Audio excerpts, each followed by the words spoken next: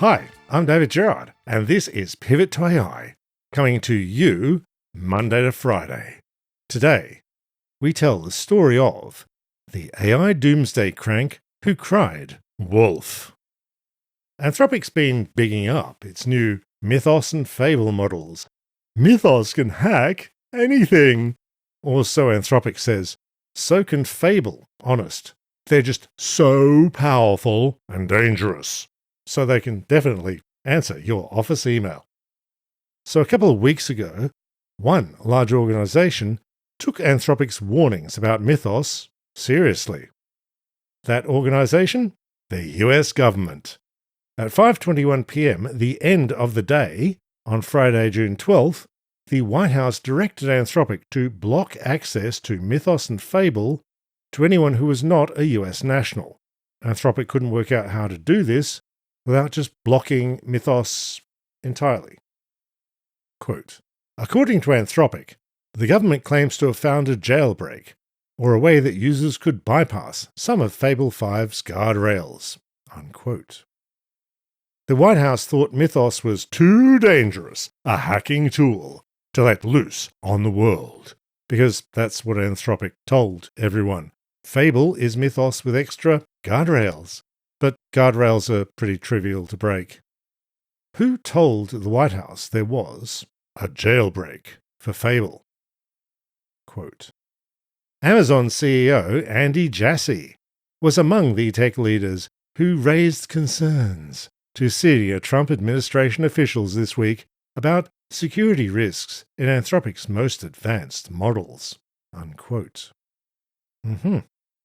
Before this, the White House had told Anthropic to limit Mythos's access for SK Telecom in Korea, claiming that SK Telecom had links to China.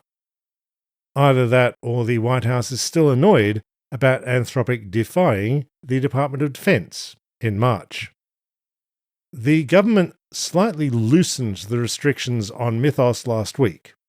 Anthropic can now allow Mythos access for 100 or so US companies and agencies. But the broader restriction on Mythos is still in place. It's not on general release. The White House really wants to control new chatbot models. OpenAI's new GPT 5.6 was only released to a government-approved list. Quote, working in coordination with the government, we are starting with a limited group of trusted partners and organisations whose participation has been shared with the government before releasing the models more broadly. Unquote. So, there's a few things going on here. Firstly, these magical new AI models are not some sort of new danger. That's pure marketing. Secondly, the US government believes they are dangerous. So, well done to Dario Amodei for shooting himself in the foot. Thirdly, the present US administration loves the AI, and they would love to have the magical wizard toy all to themselves. Fourthly, the present administration is better at yelling than it is at achieving, and this is yelling to prove they have power.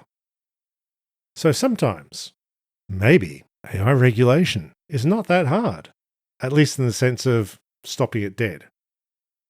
Thanks for tuning in to Pivot to AI. Second last day of Pledge Week here at Pivot to AI, and we need 5 more new patrons today. So if you have been wondering about taking the plunge, this is the moment. Click on the Patreon link in the show notes, or if you prefer YouTube, hit the join button below the video.